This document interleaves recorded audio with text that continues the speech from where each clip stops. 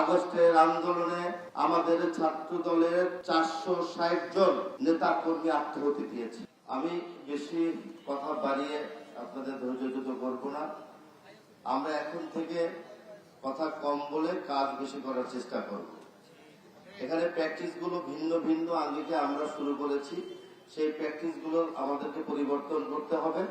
মাননীয় প্রধানমন্ত্রীর নির্দেশ, উনি যেভাবে সকাল থেকে রাত্র গভীর রাত পর্যন্ত অফিস করেন এবং সারা বাংলাদেশের প্রতিটি সেক্টরকে তিনি মনিটরিং করেন, এবং একটাই কথা, সময় কম নিয়ে কথা বলতে হবে এবং কাজের দিকে মনোযোগী হতে হবে।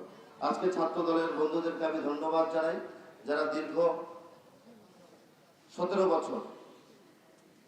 বছর ফ্যাসিজমের বিরুদ্ধে আন্দোলন করতে গিয়ে আমাদের ছাত্র দলের, যুব দলের, স্বেচ্ছাসেবক দল, বিএনপি পরিবার এবং বিভিন্ন রাজনৈতিক দলের নেতৃবৃন্দকে ওই সময় ফ্যাসিজমের বিরুদ্ধে কথা বলতে গিয়ে তাদের শহীদ হতে হয়েছে, আত্মহত্যা দিয়েছে, আহত হয়েছে। এখনো হাজার হাজার নেতা কর্মীরা পঙ্গুত্ব বরণ করছে। আজকে ছাত্র দলের এই অবস্থান একদিনে তৈরি হয়নি। আজকে ছাত্র দল একটা ভালো উদ্যোগ গ্রহণ করেছে। তারা বুঝতে পেরেছে, আগে আন্দোলন করেছে, পরিবর্তন হয়েছে দেশে, এখন মাননীয় প্রধানমন্ত্রী জনাব তারেক রহমান এই দেশের রাষ্ট্র পরিচালনার দায়িত্ব নিয়েছে জনগণের খেদমত করার জন্য, জনগণের সেবা করার জন্য। তাই ছাত্র দলের অভিভাবক হিসেবে জনাব তারেক রহমানের নির্দেশনা ছাত্র দল অবশ্যই অবশ্যই পুঙ্খানুপুঙ্খানুভাবে পালন করে চলেছে।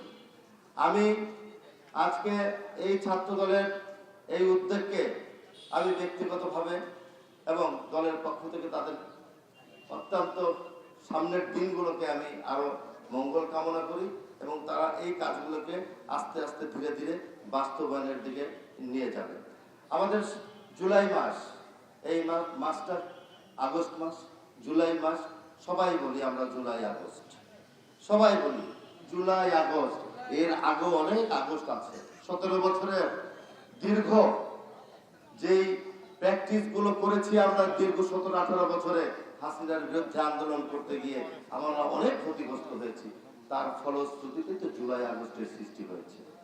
আমরা ছাত্র দলের অনেক নেতা কর্মী শহীদ হয়েছে। এই জুলাইয়ে আগস্টের আন্দোলনে আমাদের ছাত্র দলের 460 জন নেতা কর্মী আত্মহত্যা দিয়েছে। বিএনপি পরিবারের 460 জন। অন্য একটা রাজনৈতিক দলের দেখান তো এরকম শত শত নেতা কর্মী আত্মহত্যা দিয়েছে কিনা। আজকে আমাদের ওয়াসিম চট্টগ্রামে আন্দোলন করতে গিয়ে তিনি শহীদ হয়েছে। আমরা ছাত্র দলের প্রিয় আইএসটি নেতৃবৃন্দের কাছে আমরা সবাই কৃতজ্ঞ যে একটা ভালো উদ্যোগ নিয়ে তাদেরকে তো আমরা কিছু ফিরিয়ে দিতে পারবো, তার পরিবারের কাছে আমরা ওয়াসিমকে ফিরিয়ে দিতে পারবো না, কিন্তু ওয়াসিমের জন্য একটা চত্বরের যে উদ্বোধন ঘোষণা করলাম, এই চত্বরটা যাতে সব সময় আমরা রক্ষণাবেক্ষণ করি এবং আইএসটি কলেজের শিক্ষক শিক্ষিকা ছাত্রছাত্রী বন্ধুরা এই চত্বরটাকে একটা সুন্দর আধুনিকায়ন করার জন্য যদি কোনো চেষ্টা করে সেই ব্যাপারে আমি সহযোগিতা করব। আমি চাই ছাত্রদল দেশ গড়ার কাজে থাকবে। ছাত্রদল প্রতিটি জায়গায় বাংলাদেশের আনাচে কানাচে যেখানে আছে জনাব তারেক রহমানের যে ভিশন ক্লিন এবং গ্রিন, সেই কাজগুলো বাস্তবায়ন করবে। সন্ত্রাস চাঁদামুক্ত একটা ভালো সংগঠন উপহার দিবে। যেখানে ছাত্রদল থাকবে সেই ছাত্রদল হবে মানবিক জনসেবার ছাত্রদল। আমরা সেই কাজগুলো করার চেষ্টা করছি। এর পাশে যে আইএসটির যে সমস্যাগুলো আছে আমি ইতিমধ্যে নোট নিয়েছি, আমি ব্যবস্থা গ্রহণ করবো।